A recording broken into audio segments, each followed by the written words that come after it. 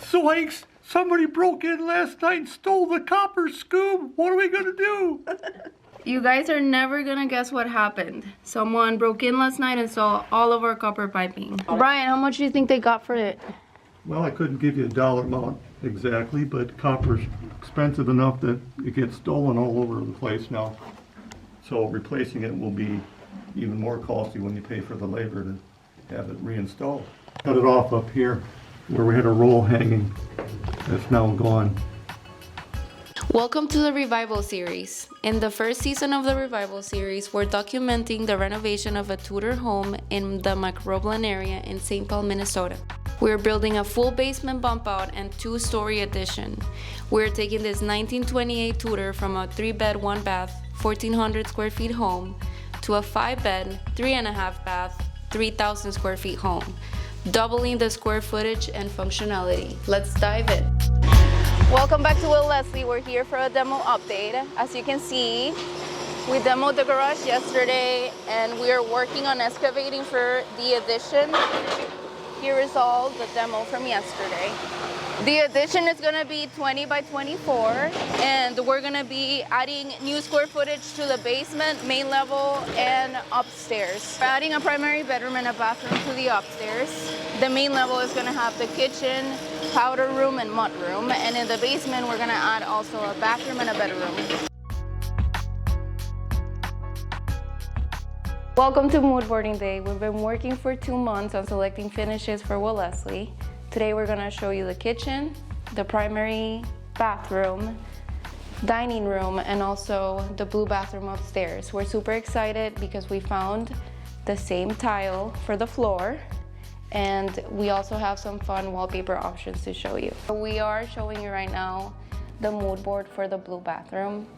I love the existing tile, which is a light blue, and it has some black accents like this one here. So the floor tile was settling, so we had to replace the floor, and I really wanted to replicate it as close as possible, and I was able to source this tile over here.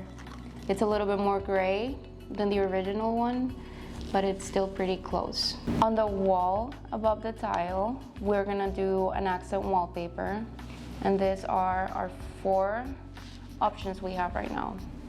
This is the dining room at Will Leslie. It has this beautiful built-ins and this wallpaper over here.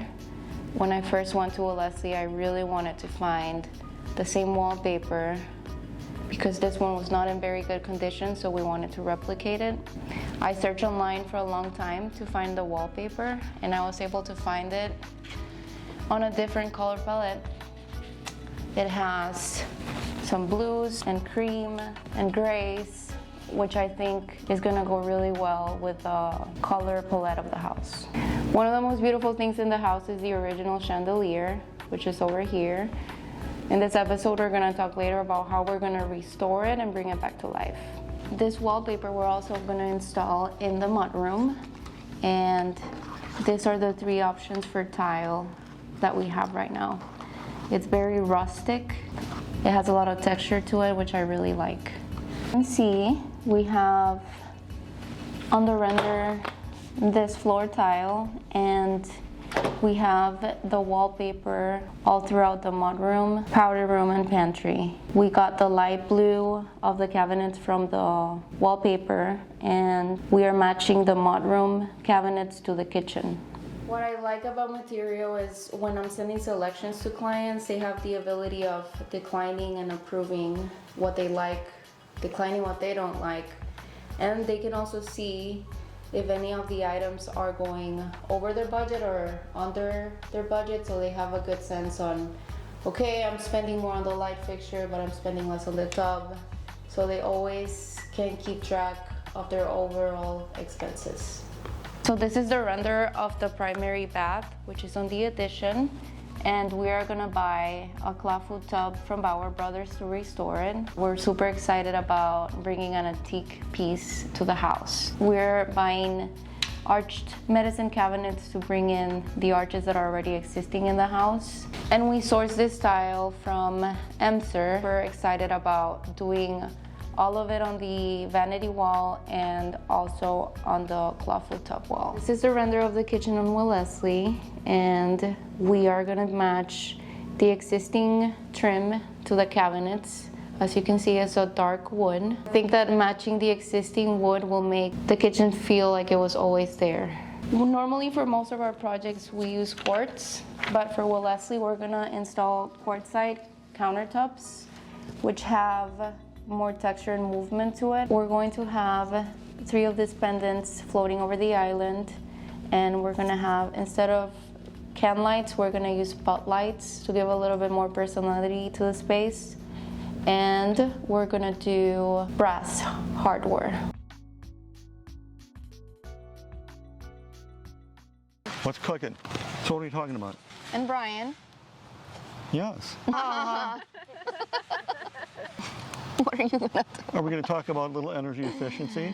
ICF Foundation? Brian, be serious, this is important. I know, but you got to get me going. We will talk about ICF Foundations. We're gonna update on all the progress that has happened for the last month. Progress has been foundation work in the back for That's the right. addition. That's right. Which includes ICF work, which is insulated concrete form.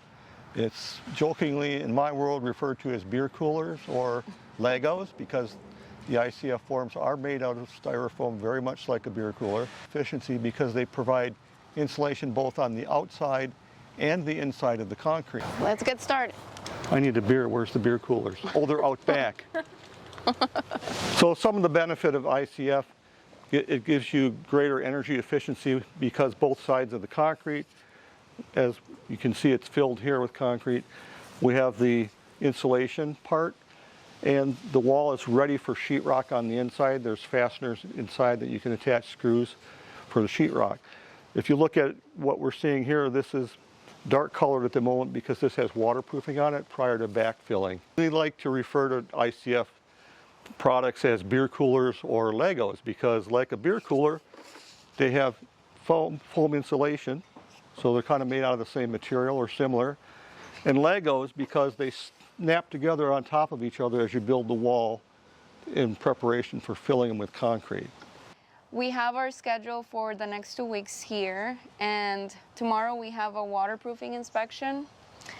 This schedule changes basically every day. What do you say, Well, Rob, the Brian? schedule, we like to think of it as similar to a weather report.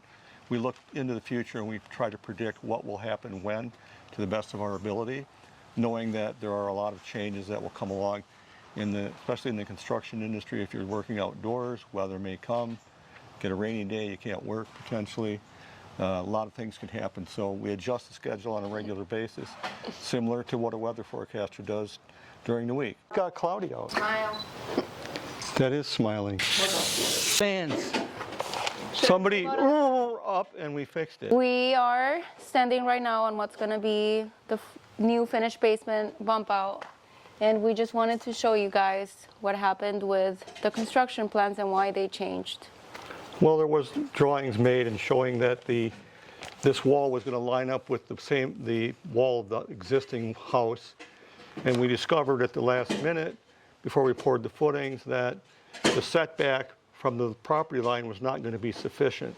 So we had to make a last-minute decision to move this wall in a little over a foot, so they don't line up. And as a result, there'll be a bit of a change in the corner here, and a little bit narrowing of the new addition than was originally planned for. But that's not uncommon in construction. What you see on a piece of paper with lines doesn't always correspond to the real world. Sometimes they conflict, and then you've got to make decisions on where to go from there. Yeah. Due to this, the addition is going to be a feet smaller, but because it is so big, it didn't really change much of the floor plans. We have a gray snake, only it's not a boa constrictor, it's a water transporter. It transports water, that's why we call it a water transporter. So it feels like we've been trenching for a month, but right now we finally got to drain tiling. Well, there's a reason for that. What's the reason, The Brian? reason for that, and quite simply, is water is your worst enemy when it comes to home ownership. That's right. Nothing causes damage more to homes due to weather or whatever than water. Mm-hmm. And that is whether it's coming off of your roof, draining into the yard somewhere, or around your foundation. Many people have dealt with foundation leaks, water intrusion in their basements. They've had to pay big money to stop it. Well, what you're seeing happen here is the means of mitigating the water around the footing or the foundation to drain it off into a sump basket where it can be pumped out. This is the trench. As you can see, it's been a month and we're still going for it. It's very deep and it goes all around the perimeter of the basement and the addition.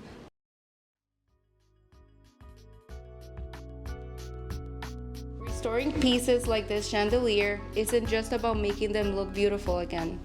It's about preserving the craftsmanship and history that went into them. When we restore antique fixtures, we're giving them a second life, ensuring they remain part of the home's story for years to come. One of the first steps in the restoration process is simply cleaning. We'll be using mild dish soap mixed with warm water and a microfiber cloth to gently clean the crystals.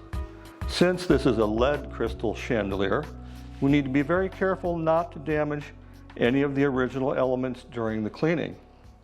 Lead crystals are softer than regular glass, so it's important to use a soft cloth and avoid anything abrasive.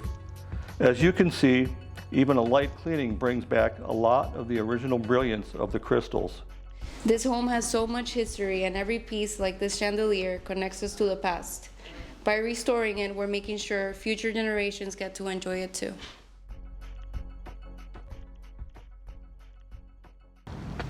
This looks so Like this one. barn house. Ooh, barn house is cool. So for the exterior with Leslie, we're gonna be painting all the exterior. These are the three options that we have. The reason we have red is because the existing roof is red and it was replaced maybe 2 years ago. So we're gonna have to play with that color in order to make it blend seamlessly with the house. So we tested a couple colors. The browns are for the trim, the red is for the front door, and these ones are for the stucco. We didn't like this browns and we picked this one. For the red, we picked the Redford from Sherwin-Williams, and the intricate ivory, which is this one, for the stucco. I love color, I love wallpaper, and when I saw this one, I really liked it, and it's of course in really bad condition, so I thought I was gonna find it somewhere. Google searched it for probably 2 weeks, and then an Instagram ad showed up with the same exact wallpaper. And it's a different color palette, but I think this palette is gonna blend better with the house, and I am just so excited to install it. I really like this one. I like how the green blends in with the blue and adds another color to the room. Though I really like how this one stays with the palette, and also it's a pattern that was used in the 1920s. Thank you so much for watching episode 2. These are the 2 contenders for the blue bathroom wallpaper. Let us know in the comments which one you like the most, and don't forget to like and subscribe.